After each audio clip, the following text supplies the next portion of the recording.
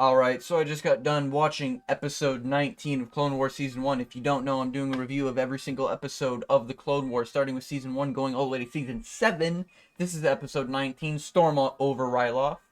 And now this episode is pretty good. The past couple episodes, the last arc at least, was pretty... not the best of the Clone Wars, we should say. But this was nice. This is kind of where the character development and people start to grow, and you start really noticing the differences amongst the Clone Wars. However, this episode does have a little bit of issues, you know, but the whole premise of the episode is effectively there's a blockade over Ryloth, and Ryloth is where the tail-headed people, I think they're called Twi'leks, or, Twi'lek, something like that. The tail-headed people reside, and they're currently all imprisoned by the Separatists. There is a Newt Gunray species leading the blockade, and then there is, I can't remember his name, but Lizard Man with goggles, who is also, he's got like the tech suit on and everything. He's pretty much in the Clone Wars, I think, all the way till the end. But yeah, he's also leading this, I guess, enslaving of the planet. And the Republic, Anakin is given 3 Republic cruisers, and they're sent to go defeat the blockade. The blockade appears to just be one stronghold, and then as they try to fight the stronghold, it ends up being a trap, and there ends up showing up, I think it's 4, maybe 6 cruisers. Separatist cruisers, I think they're called. I believe that's what they're called. I could be wrong on that, but it's like 4 to 6 Separatist cruisers, we'll just call it. And they show up, and they basically make the plan, you know, end up in a retreat. Anakin, on one of the cruisers, is telling Ahsoka, leading a squadron to try to go destroy the blockade, that they need a retreat. Ahsoka disobeys orders, and then she decides to try to get further in, and then she realizes once all her men start to die. And the last one, rest in peace, the goat Axe right here. Rest in peace. He did his job, alright? Well, he tried to do his job, you know? And that's all you can ask from a soldier, you know? Something worthy of note, I guess, is that so far, I think every single episode has included at least one unique clone. Maybe not every single episode, but any episode that has clone troopers in it has always had at least one unique clone design showcased on the episode. Which is something I very thoroughly enjoy. I think there might be one or two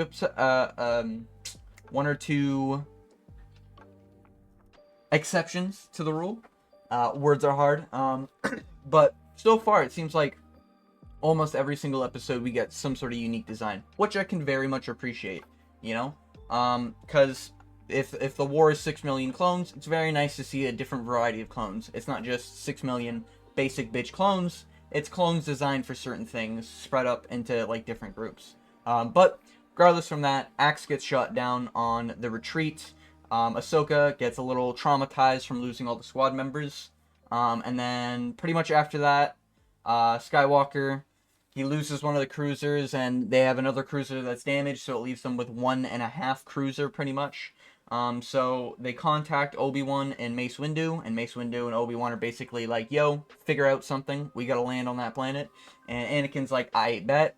And he devises a plan to basically suicide run, oh, I don't think I can say that word on you, I'm saying it anyways, suicide run the cruiser into the stronghold, and just basically full throttle ahead. You know, a little bit of deception, Skywalker tactics, you know, good showcase of how Skywalker is a little different from the Jedi, and you get to see the Separatist leader inside that stronghold basically acknowledge the fact that Skywalker pretty much always gets the job done. And that's what makes Skywalker one of the more unique generals amongst all the Jedi generals. Because I believe at the time there's 10,000, or at least at the beginning of the war there's 10,000 generals. So, you know, Skywalker being unique amongst them is a key feature until, like, you know, Chosen One type shit, you know? Interesting ways to, like, develop a character, pretty much, you know? But Skywalker comes in, destroys the main stronghold, sends all the Separatist ships in disarray, and then they end up showing up on the last cruiser, devising a plan to send bombers while all the droids are confused, and they bomb the shit out of the rest of the Separatist fleet. Now, with all that being said, pretty decent concept. I'm not like, it wasn't like the last two where it's like cool concept, but like the pathway to the concept is just like not very interesting. The last couple episodes have been fighting plants and being in a Naboo lab. That's pretty much it for the last two episodes. So this episode's a nice change of pace. We got space battles. We got space fleet battles. We get fucking, like clones versus droids again.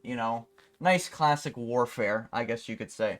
But the biggest missed opportunity, in my opinion, it kind of felt like a free layup once I started seeing the episode play out.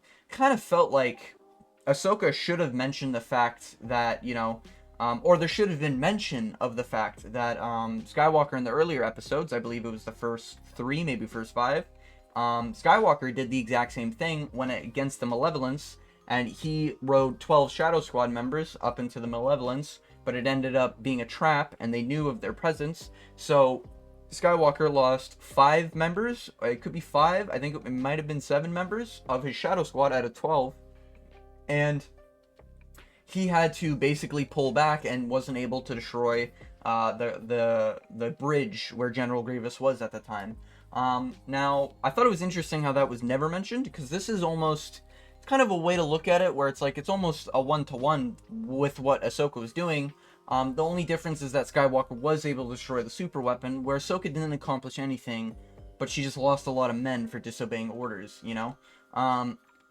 And you get to really see that Skywalker wants Ahsoka to be responsible, to be a general, and he understands that like these are new experiences for her, but it's something you just got to get used to. When Anakin lost the fleet members, he was sad about it, but he was very quick to be like, all right, so we take out the super weapon, we come back, unfortunately we didn't get Grievous, but at least we accomplished something. With Ahsoka, it was just like she's depressed because she accomplished nothing and only lost people. To the point where she was even taking out some of her anger on Anakin.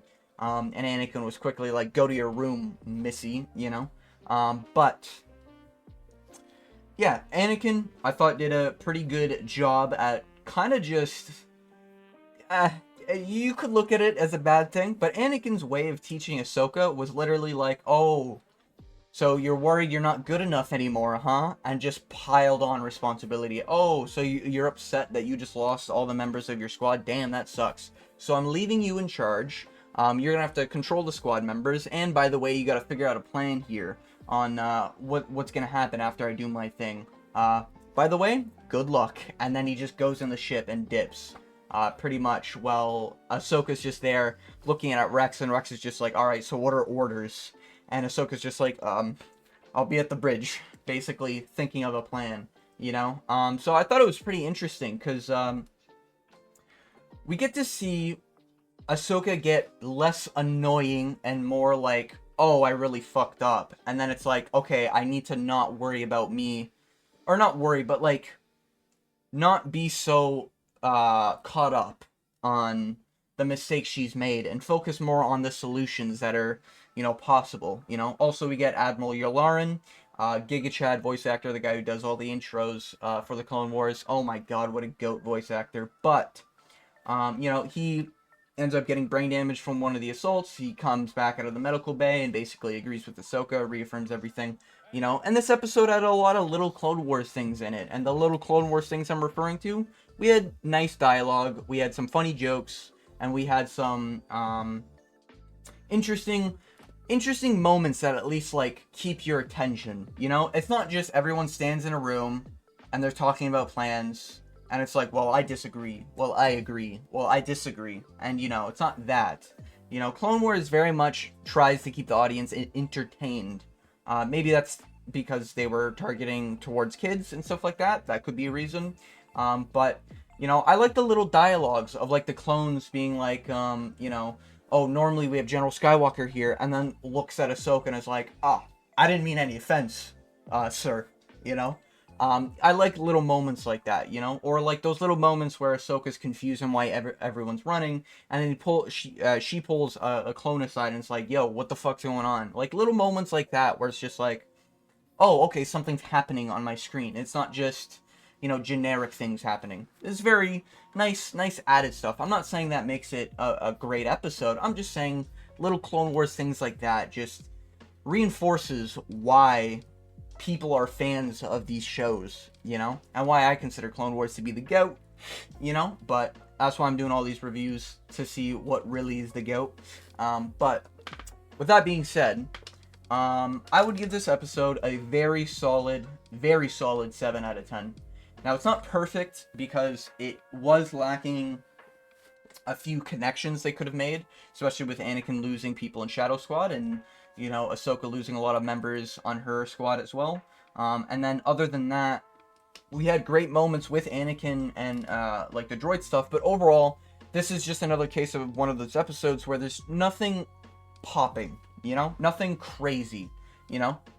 We've seen ambushes before, and we've seen cooler ambushes before than just the Star Cruiser flips and then they send bombers, you know. We've already seen in episodes where there's AT walkers on asteroids waiting for the Separatist fleet to fly by, and then the AT walkers come out of the asteroids and just fucking blast the shit out of the back of the Separatist ships, you know? So it wasn't like a unique ambush. It wasn't like this crazy episode that was, you know, constantly had the edge of my seat, but it was still a really solid episode. So far, I do believe there's a lot more of these episodes than, like, those garbage ones. Not garbage, but, like, not good ones. You know, not above average ones than the last two that I recently watched. But episode 19 was pretty good. That was my review. Don't want to keep you guys too long. But that being said, this was episode 19. Solid 7 out of 10. Storm of Ryloth. Look forward to the next continuation, because I do believe the continuation on the next episode is gonna cook up a little bit, you know? Just based on memory and remembering some certain clones that get down there with Obi-Wan. But, you know, that's for next episode. But yeah, with all that being said, I want to thank you for making it to the end of this video. And as always, I hope you have a good day.